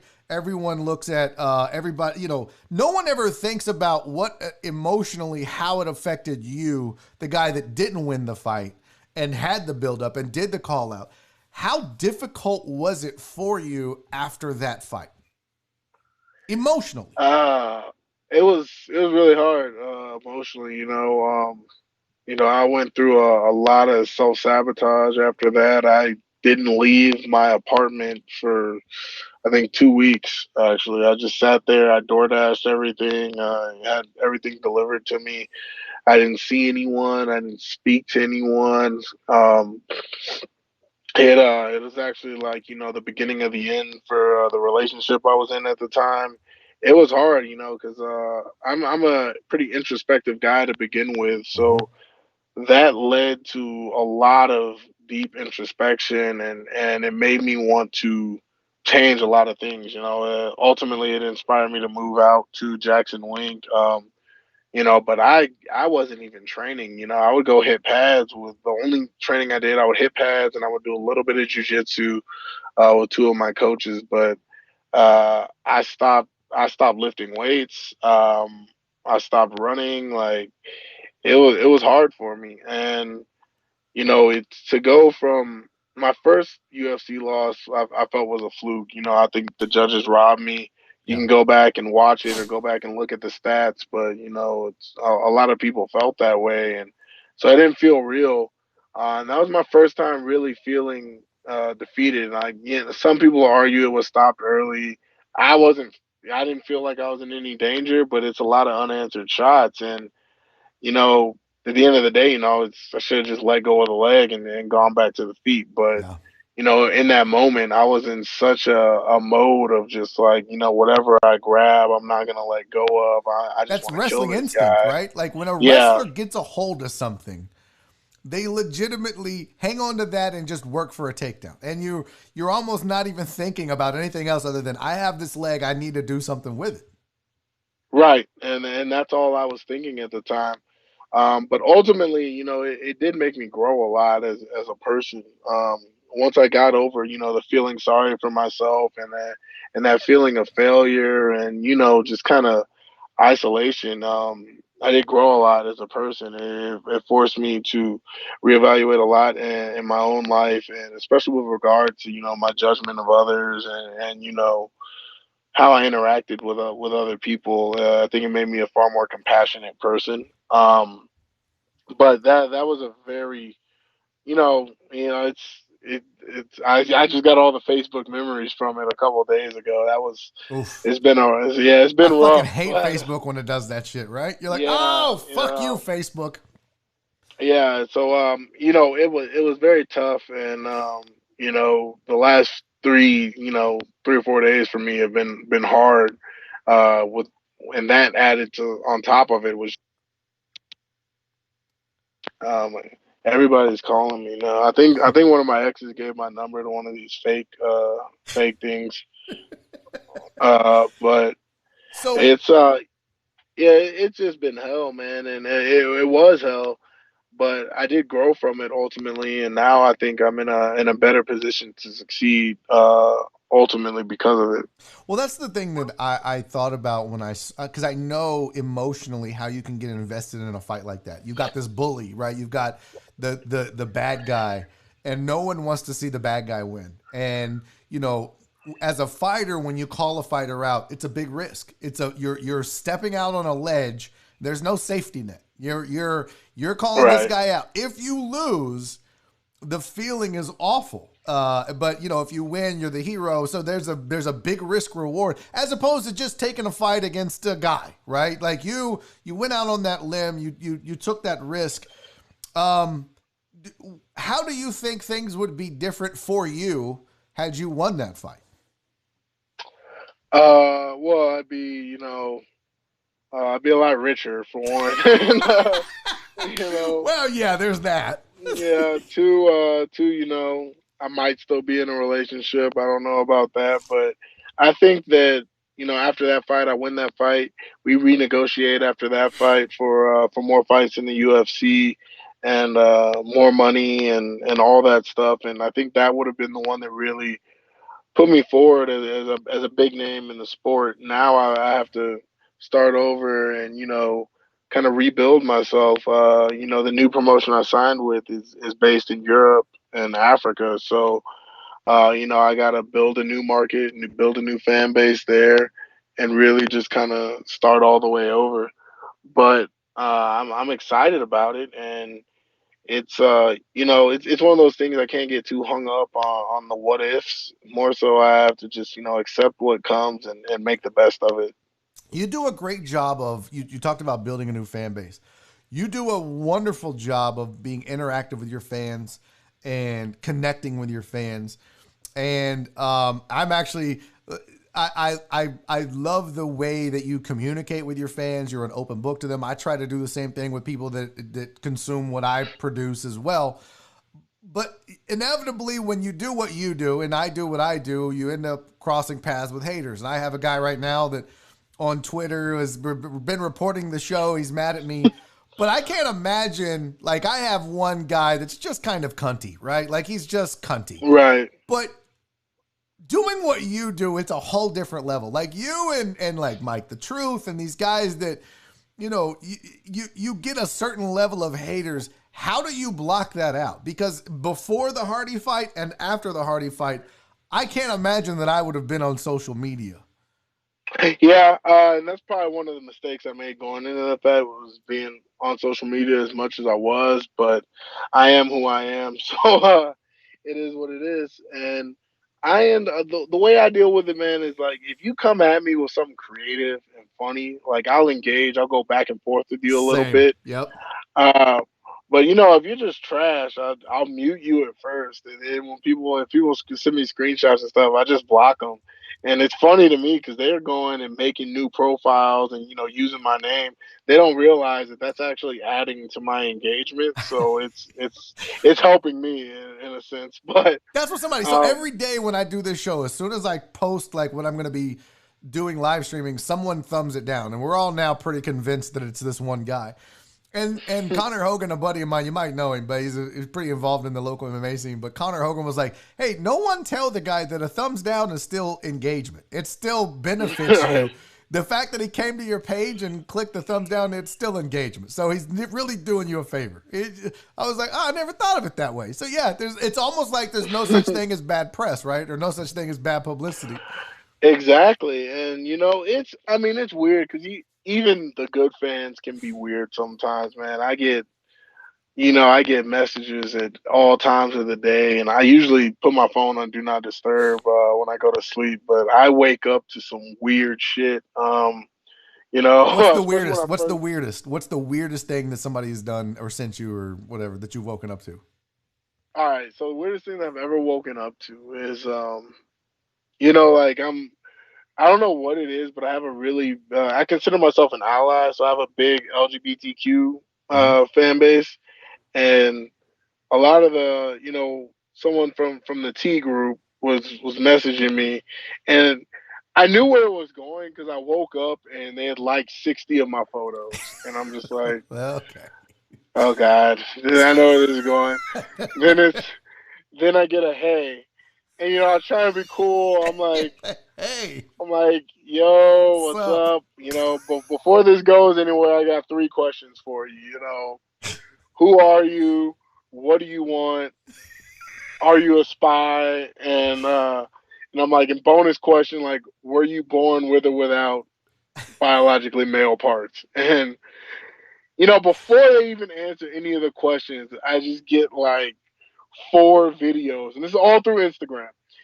And like, I don't want to click the videos, but I'm also like, I have like anxiety, so I know it's like just gonna show up and it's gonna be there all day, and like I'm like, damn it, unwatched.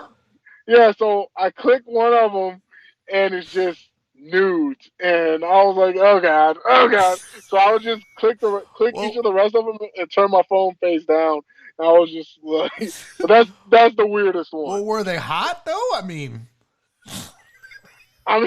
like, if you didn't know that they were like pre-op, and if you're into that, yes, they're attractive. Okay. Me Not your personally, thing. like Nothing I'm wrong not with in the that. male. I'm not in the male parts, and that's what I said. That's what I responded with. It was like, hey, I respect what you're doing, how you're living your life, Yeah. all that. Do you, boo boo? But that's It's not like my it's thing. not my flavor. I like one thing, and That's and not it. yeah, Those are, and I like I'm one not trying thing. to That's three explore. things. Yeah, And those three things I'm yeah. not into. Yeah, and like ended with like, I'm not looking to explore. I'm not bi curious. Nothing that like I like cis hetero and cis bi women. That's what I like right there. I like you're very in tune with that though, because I would be like, bro, I'm not into dicks. Like I would just like I'm not sensitive to that. Not that I'm opposed to it or I'm judgmental, and I support the communities and I support people's decisions, and but I wouldn't know. Like I've never understood the whole cis, like the hate for the cis male, cisgender. But I don't understand that part of it. I try to be supportive. But I'm like, why Yeah. would we be supportive and hateful? It's almost like, in the case, and I wanted to get into this with you a little bit, but it would be the equivalent of saying, Black Lives Matter and white people are awful. When you talk about cis males in the LGBTQ community, there's a lot of hate and vitriol, and a lot of us want to support the community. So I've never understood that part of it. I mean, I literally had a woman one time call me a cis male like it was the N-word. And I was like, why is this so bad? Like, I don't hate you. Why? I don't get it, Juan. Like, help educate me on this. So a lot of it comes from, I gotta switch my Okay. again. Okay. Oh, Let me see yeah. this shit. Let me Oh, switch good. this. Well, it was hot in this car and it's raining, so You're like, bro, I tried as long as I could to have this goddamn microphone on, Barry, but I'm sweating my balls off. Place call on your If Bluetooth. yeah. if All I right, do so this we're too back. long, I'll be a welterweight, bro. I got to turn this AC on. um, and there's a common saying, and it's that neutrality only benefits the oppressor, right? Yep. And it's the same thing, with Black Lives Matter, with the civil rights movement, all that stuff. Being neutral is just as bad as is helping the other side. Right. That's what a lot of people say. So that's where they're coming from with a lot of that. And the other thing too is Yeah, but so hold on, Juan. there's So maybe I should have someone from the LGBTQ community on to discuss this, and I will.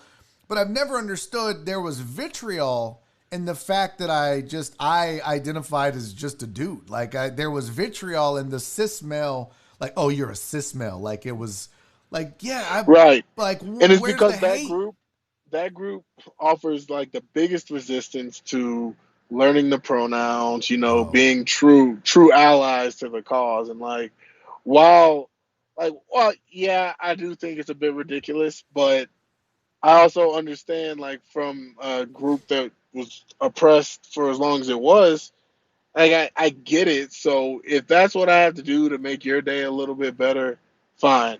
Now there was a point in my life where it was like I am not changing my entire pronoun game just because you don't know what you want to be that day, right. right? And that's where I used to stand on that. But the more interaction I had with people from that community, and I've got a lot of gay friends, a lot of bi friends, and stuff like that. Like seeing where they're coming from with that, and I actually know two people that are transitioning or have transitioned, so I talked to them about it, and when they explained their point of view on those things to me, it opened my eyes a lot, and it's just ultimately it's a slight inconvenience for me, but if it means all the world to them. So Dude, I'm that's like, all deep, right, you dude. Let go me tell you for it. something, Juan. It speaks volumes about the kind of person you are, especially in the business you're in. You're in the fight game. There's not a more masculine, not a Yeah. more caveman like just do job. Like I don't know how to describe it, but to be an ally to the LGBTQ community, to openly to discuss it, to say to say the things you just said is so rare in the sport of MMA. Do you worry that, the people are going to be like, well, he's probably gay. And that's weird, and I don't fuck with Juan because of that. I mean, that's a thing that can happen in that sport, dude. It can happen for me, but my thing was like there was a point in my life where I seeked that type of external validation in terms of numbers of fans, followers, all that stuff. And then once I reached a certain level of it, I'm like, I don't even like this. But also at the end of the day, man, if someone thinks I'm gay, like I can show them the contracts I've made women sign. Like I've been with more than my fair share. Like I'm at a point now where like I don't even want to sleep with people anymore. I'm so over it. Yeah. But I know what I like, man. And if it makes you uncomfortable, even if I were gay, if that's what makes you uncomfortable, why does it make you uncomfortable? That's on To you. know that if I wanted to, yeah, I could easily take you. Like, yeah, come on, man. Like, Scares like, dudes like, wait, so he Yeah. can whoop my ass and then take my Yeah. booty. That's not.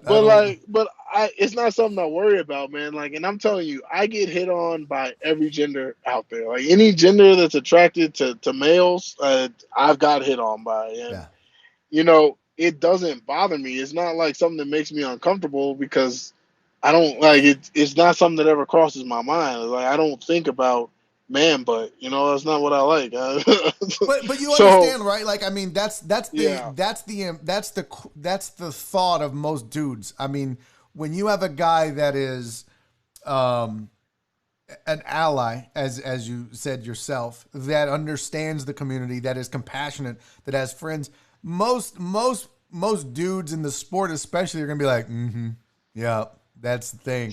So that's why I admire you so much, because I know you're not, and even if you are, it's none of my business. But what I admire is that you haven't shied away from it in a sport that like you're in. Now, bro, if you were in like competitive needlepoint, people would be like, okay, well, but it's MMA. It's a brutal male dominated, not so much anymore, but it's a brutal, tough guy sport. So it's pretty admirable, the stance that you take and the openness that you have for it. That's really the point I'm trying to make. Yeah, for sure. And it is. I mean, a lot of my teammates and a lot of my friend group out here are coming more around to it now because it's just I've had to explain it to a lot of people, and all I can do is provide my insights on it and provide certain information and give them the tools to research, and you can come to your own opinions and conclusions based off of it. But I feel like as long as I've provided a listening ear and someone that's willing to help in the dispersal of that information, that's all I can do, and I feel like I'm doing my part. So how did you get so involved in the community? For example, like I'm pretty passionate about race, and everybody that knows me knows that that's a hot button issue for me in this country, and social justice and social reform and race relations has been something I've been passionate about since the 10th grade. When I read To Kill a Mockingbird, it changed my whole life, my whole perspective, and just growing up with the friends that I had, and that has been a passion of mine. So what was it for you that triggered that awareness of the LGBTQ community? I don't know why I can't say that fast. I gotta work on it. Yeah. Well, when I was younger, between the ages of like 10 and 14, so like those middle school, late elementary to early middle school years is right around when I was kind of figuring out what that was. And I was extremely homophobic for it. Like I grew up very conservative, from my Boy Scout troop to the schools that I went to, all that are highly conservative. And what brought awareness to it for me was, I had these views and these misconceptions about that community for so long. And then when I got to high school, I started. It was like my freshman year. I started interacting with a few guys there, and I went to an all boys Catholic school, and there was, there were some gay dudes there, and then I had a friend that was very lesbian, and I would just talk to them every day, and you know, through being friends with those people and really seeing, how it affected them on the day to day. You know, the struggles that they go through, and realizing that it's not something that they always necessarily choose. Um, that was really kind of my aha moment. I was about 14, I think, when it happened. It was halfway through my freshman year, and one of the guys at my school that everybody knew he was gay. He wasn't out of the closet, but it was like it was a glass closet. You know, everybody knew. Um, and I just seeing him struggle with telling his closest friends that he was gay, and then the show Glee came out. And I started watching that, and Love that Glee. actually, yeah, I love that show, and that really just showed another side of it. So seeing all of that really opened my eyes to it, and it just made me more involved. First of all, like wanting to learn more about the community, because you have all these things that you're told growing up, and then you Right. see things, and it's like, oh, these just normal people, So Yeah, they just have a it different made sexual preference. They're human beings. It's just right, it's to me it's similar when you talk about race, because we like to take a difference and use it to be polarizing. But at the end of the day, it all boils down, and it sounds so cliche, but it's so true. At the end of the day, we're all just people. Now, some of us may like the same sex, some of us may like different. Some of us may be darker than the others. So, you know what I mean? But some of us may have different religious beliefs, but that's really what it boils down to, and that's where the education has to occur. And like you said, it's interesting to hear your perspective on how you came to being an ally and the people that you interacted with. I'm always fascinated by that because I think everybody's trigger point is different. right. Yeah. So talk a little bit about where you're at now in the career. You tasted the UFC. You had that. You want that back. I know you do. I know you do. Yeah. So now you're grinding overseas.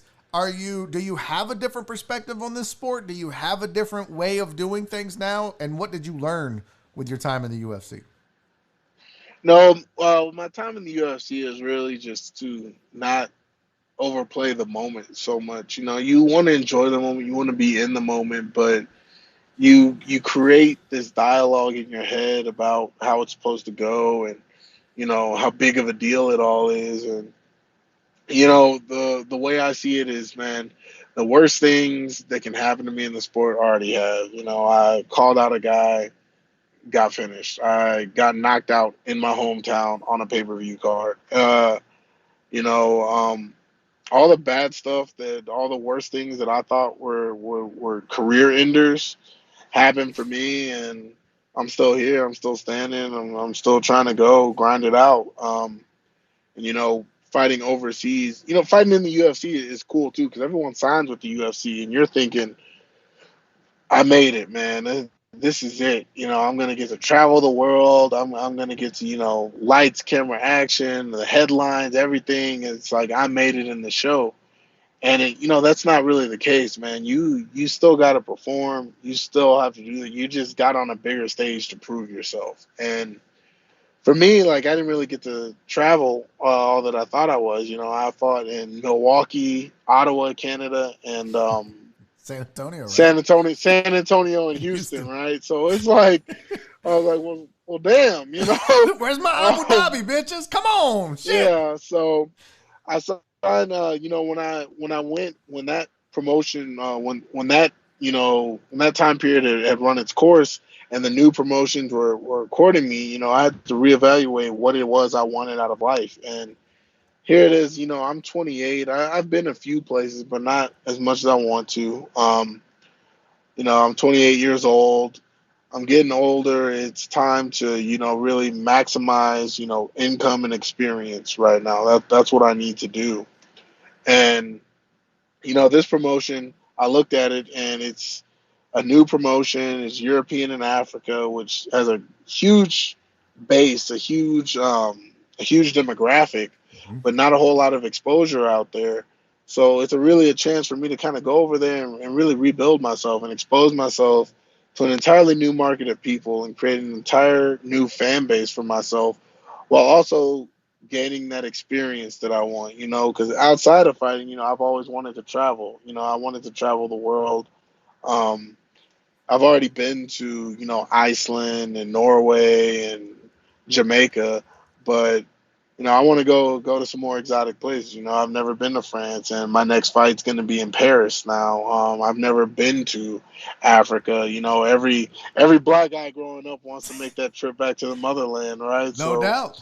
yeah, now I get to do that. And then the other place they're going to be holding a lot of fights is Belgium. So, that's three places that I've never been before that I'm now going to get the chance to go to, and I'm really excited about that. And at this point in my life, it's about doing things that excite me, that make me feel something again. For a while, it got especially after the Hardy fight, it was like I didn't like fighting anymore. I didn't enjoy what I did. Um, it was very draining for me to do, and that was part of me moving out to New Mexico and really uprooting myself and starting over in a sense was just to find that joy again. Dude, this has been, the chat is just going nuts. Everybody loved you. I'm excited for your future because, dude, you think about this one. You're what, 28? Yeah. You're 28 years old. You have so many years left in this sport and in your career that you actually get an opportunity to do it again. You get an opportunity to take what you learned in the UFC to make you a better fighter, go overseas and implement that, and then come back and do it again. Most people never get that first shot. You're going to get two of them, and I couldn't be happier for you, man. This has been outstanding. Do you have anything you want to promote or get the deckheads to go support? Because this group of people that tune into this show every day are the most supportive on the planet, and I know they enjoyed you. So what do you want to promote? Man, if you guys, it's tough financial times for everyone. If you guys see someone out there, with a GoFundMe trying to make ends meet, had medical ramifications of everything that's going on, or small businesses that were affected, I'd highly recommend going out and supporting that.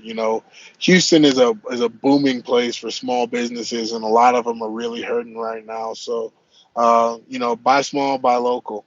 Amazing. I asked the guy what he wants to promote, and he wants you guys to give money to small businesses. Speaks volumes about the kind of person you are, Juan. Thank you so much for doing this, man. I really appreciate you taking out the time. I know you got to go train. Fuck that hill. And, dude, good luck to you, man. We're going to do this again. Will you come back? Yeah, for sure, man. Anytime. This was wonderful, man. Thank you so much. Juan Adams, everybody. Make sure, what's your Instagram and Twitter so they can follow you? Both of them are Chosen Juan 285. Chosen Juan 285. Go follow him. Great follow. Interesting dude. Nerdy as hell and a wonderful human being. Juan, I appreciate you, buddy, man. Thank you so much. Thank you, man. You have a good one. That's it. Juan Adams joined me on the show. And by the way, just so you guys know, he couldn't see me the entire time. Yeah, that dude's a pro. He could not see me because, again, with the tech issues, but at least it wasn't jittery and cutting out. How cool is that, though? You got a guy could have promoted anything in the world he wanted to promote. Could have promoted and could have made it about himself. I gave him the opportunity, and I told him how wonderful you guys are and how supportive. And he said, "Yeah, go support small business." Unbelievable. It made me tear up a little bit. That's why I ended up putting full screen, because that kind of compassion, that kind of love of humanity is just, it's rare. It's unbelievable, man. That's a good dude. That's an amazing human being right there. Guys, thank you so much for tuning in to this experiment. We did it on 3 platforms today. We'll try it again tomorrow, right? Fuck it. If you subscribed on Twitch, thank you. If you sent me bits on Twitch, thank you. If you sent me Venmo today, Crystal College, thank you. If you sent me super chats today, thank you. If you tuned in today, thank you. If you're watching later, thank you. Everybody except a dude named John Geiger, thank you. Tomorrow, my guest is Juan Villarreal. Yes, the comedian that put Houston on the map, one of them, Juan Villarreal, joins me tomorrow. Folks, do me a favor. I want you guys to be safe. I want you guys to be kind. And most importantly, I want you guys to love each other. I'll see you tomorrow. And we're not playing the outro anymore. Fuck you too.